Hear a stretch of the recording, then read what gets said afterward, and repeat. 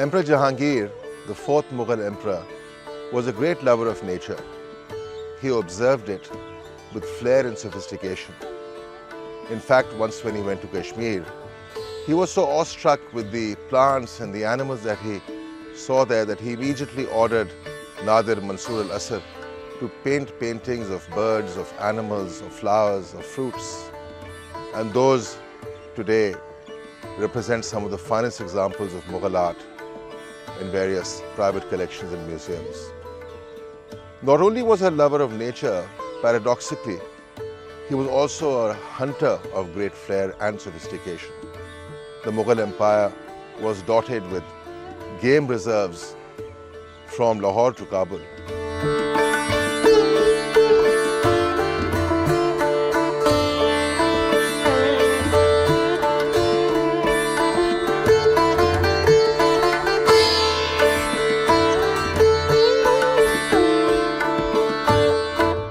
We are seated in one of Emperor Jahangir's game reserves, located not far from Lahore, in a town historically called Jahangirpur, as it appears in the Tusk-e-Jahangiri, and today called Sheikhupura.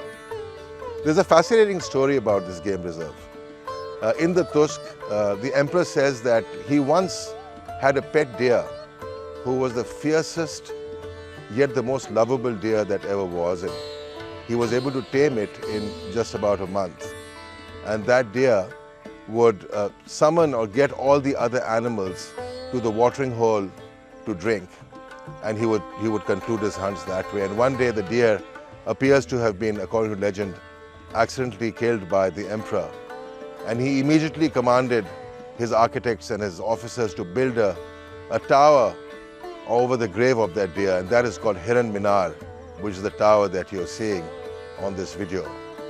And originally the grave of the deer was shaped in the form of a deer. It is not that way any longer. He continued to visit this place often with his retainers and his family. Though another paradox, of course, he writes in the Tusk-e-Jahangiri that at the death of this deer, he forbade the hunting of deer on these plains, though we do know that he continued to hunt. But we cannot question the love that he would have had for his pet, that he had such a magnificent structure built over it. And I have no doubt that had he been listening to these verses of Hafiz, he would have appreciated them in this context.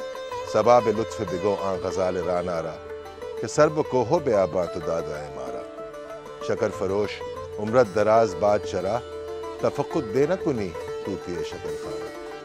O morning breeze, go and gently tell that gazelle that how my life has become a barren landscape after it left me.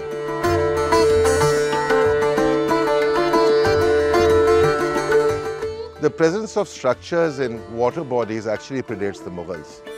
Shesha Suri, his mausoleum is in a water body, not dissimilar to this. There are other mausoleums. This, of course, is not a mausoleum, it is a baradari. So this is where the emperor would go with his retainers and family, and this is where the shoots would take place. Incidentally, for those of you interested, he was not using a bow and an arrow. Jahangir was using guns, these long-barreled guns that were being used. On the four corners of this water body are the guard houses, and story has it that he would often, gleefully run towards the guard houses to take position and shoot from the guard houses as well. And you've also got four slopes, as you can see, and this is where the animals would come and drink, and this became where the shots would be actually taken. And in front of the baradari now is the Hiran Minar, and this whole thing was a jungle. This was his game reserve, and there's also a tunnel here that connects it with another structure that we'll talk about in a little later. So stay tuned.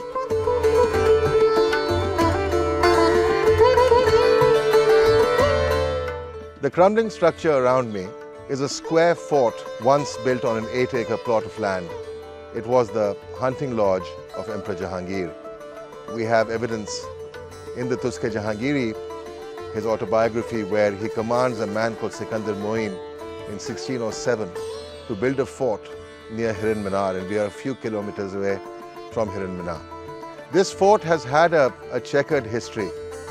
As the Mughal Empire began to decline, the fort declined with it, and its glorious past as the Emperor's hunting lodge got replaced by a darker present at that time, which was that it was taken over by dacoits and bandits.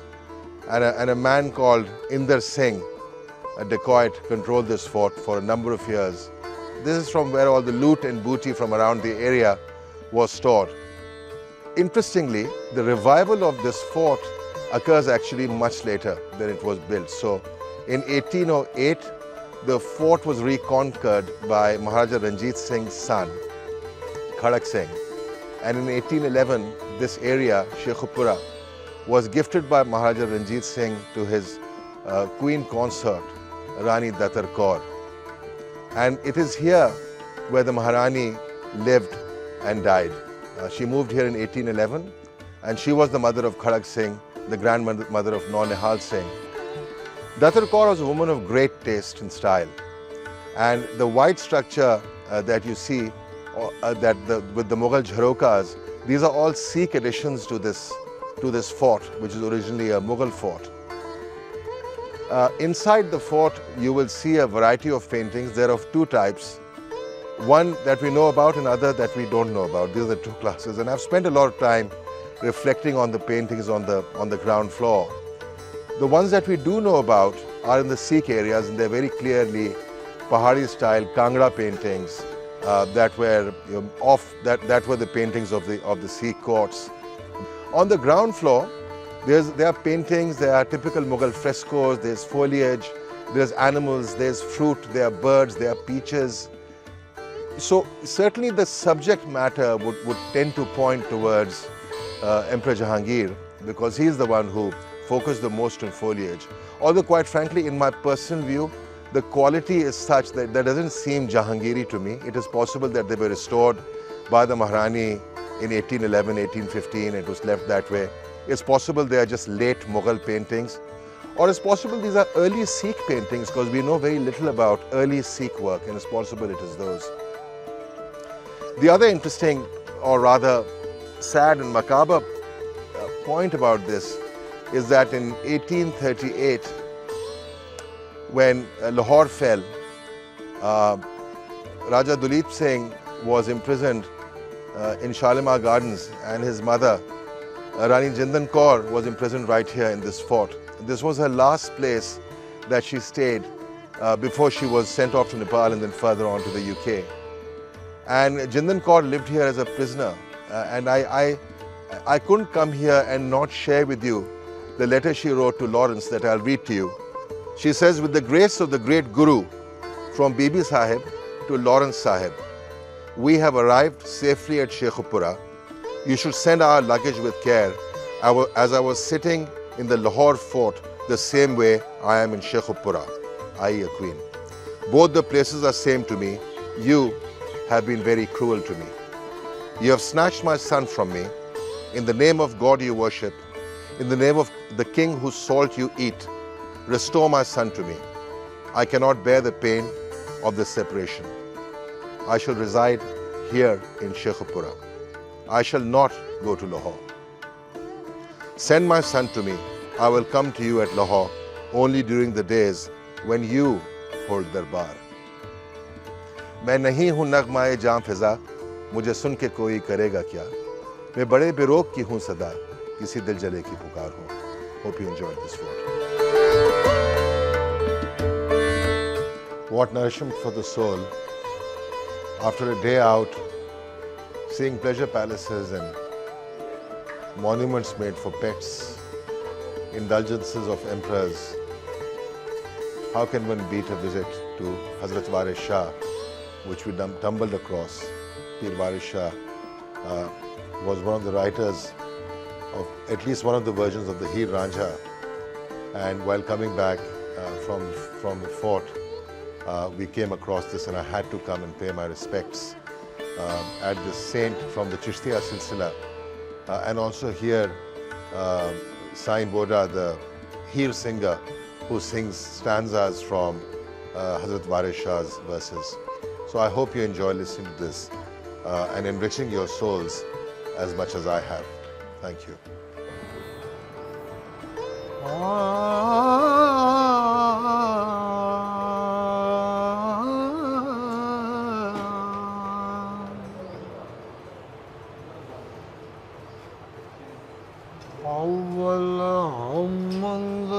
खुदा दा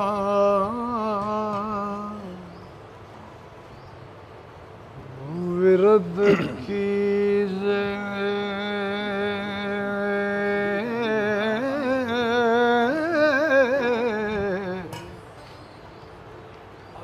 इश्क कीता सो जगदा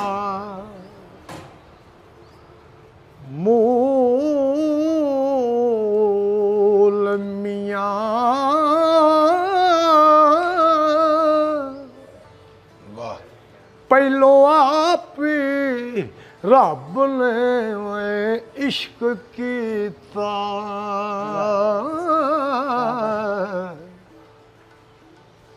ते मशूक है नबी रसूल मियां।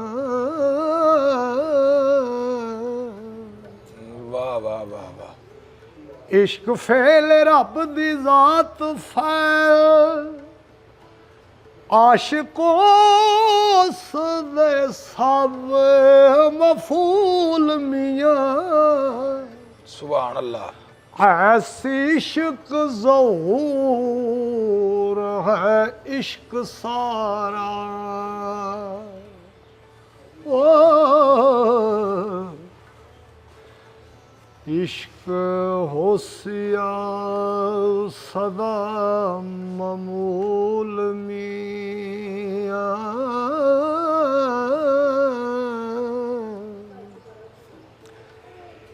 इश्क पीर फकीर दा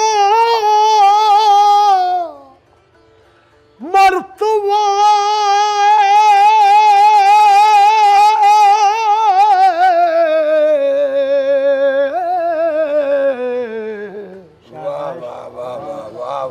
मर्द इश्क दा भला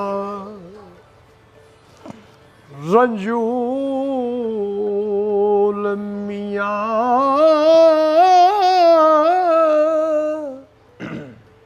इश्क वास्ते रब हबीब उत्ते